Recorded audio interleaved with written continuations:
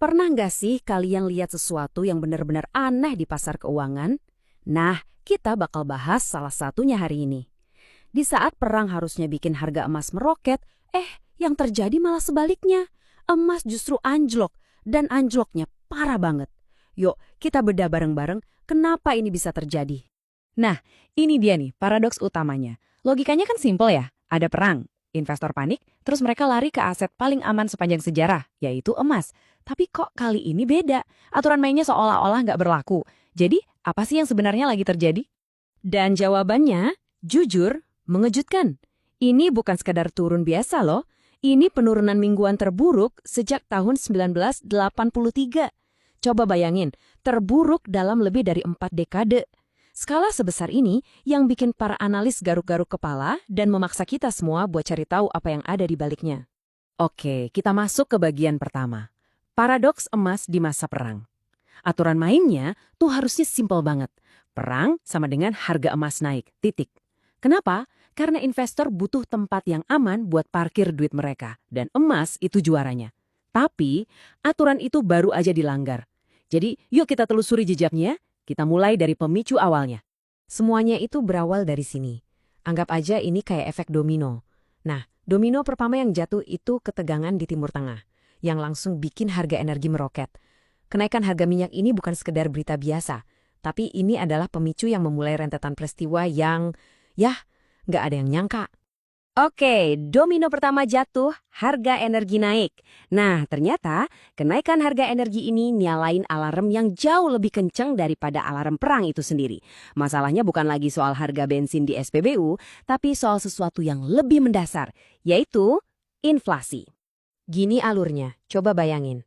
Harga energi naik, artinya ongkos buat bikin dan ngirim barang apapun, mulai dari makanan di piring kita sampai gadget di tangan kita, itu juga ikut naik. Nah, kenaikan ongkos itu ujung-ujungnya bakal nyampe ke kantong kita semua dalam bentuk inflasi. Inilah hantu yang benar-benar ditakuti sama pasar. Dan disinilah pola pikir pasar bergeser total. Tiba-tiba ancaman yang paling menakutkan itu bukan lagi misil atau tank di medan perang. Bukan. Ancaman terbesarnya adalah inflasi yang bisa merusak ekonomi. Dan ketakutan terbesar para investor sekarang adalah apa yang bakal dilakuin bank sentral buat ngerem laju inflasi ini.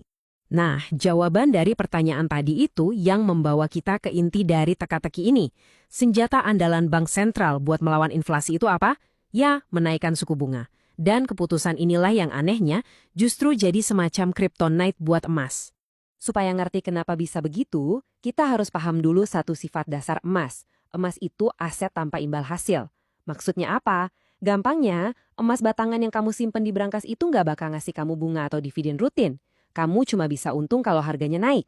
Nah, sifat inilah yang jadi titik lemahnya di situasi kayak sekarang. Coba deh, posisikan diri kalian sebagai investor.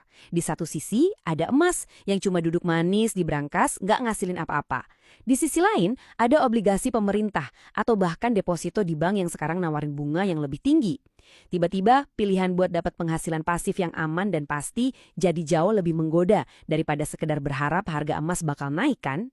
Jadi intinya, ketakutan akan kenaikan suku bunga inilah yang jadi pemantiknya. Dan di dunia keuangan, satu pemantik kecil aja bisa menciptakan efek domino yang dahsyat. Inilah yang terjadi selanjutnya. Sebuah longsoran aksi jual besar-besaran.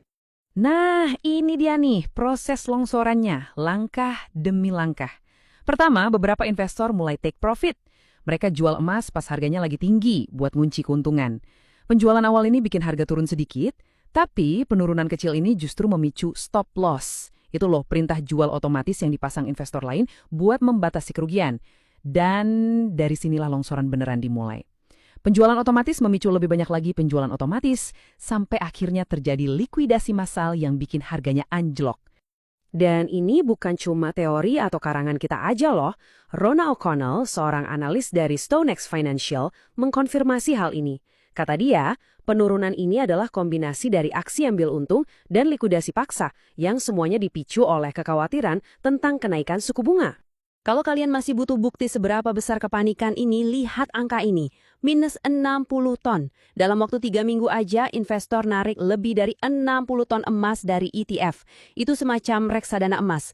60 ton. Angka itu benar-benar nunjukin seberapa cepat dan seberapa masif sentimen pasar berbalik 180 derajat melawan emas. Oke, tarik napas dulu. Setelah kita lihat drama kejatuhan harga yang luar biasa ini, yuk kita coba mundur sedikit dan lihat gambaran besarnya. Karena meskipun penurunannya kelihatan parah banget, ada konteks yang penting banget buat kita pahami di sini. Lihat deh grafik ini. Ini menceritakan semuanya. Betul, harga emas sekarang memang turun jauh dari puncaknya di bulan Januari. Jauh banget. Tapi, coba lihat bar yang paling kanan. Itu harga di awal tahun. Ternyata, posisi harga sekarang itu masih lebih tinggi daripada di awal tahun. Dan ini dia poin kuncinya. Meskipun ada kepanikan massal dan penurunan mingguan yang tercatat dalam sejarah, faktanya, kalau kalian beli emas di awal tahun, investasi kalian itu sebenarnya masih untung sekitar 4%. Ini jadi pengingat penting, kalau berita utama yang heboh, itu nggak selalu menceritakan keseluruhan kisah jangka panjangnya. Semua ini akhirnya membawa kita pada satu pertanyaan besar yang cukup mendasar. Kalau perang aja bisa memicu ketakutan akan inflasi yang justru malah menghancurkan harga emas, lalu apa sih arti aset aman yang sesungguhnya di dunia yang makin rumit ini? Mungkin definisi tempat berlindung yang aman itu udah nggak sesederhana dulu lagi. Gimana menurut kalian?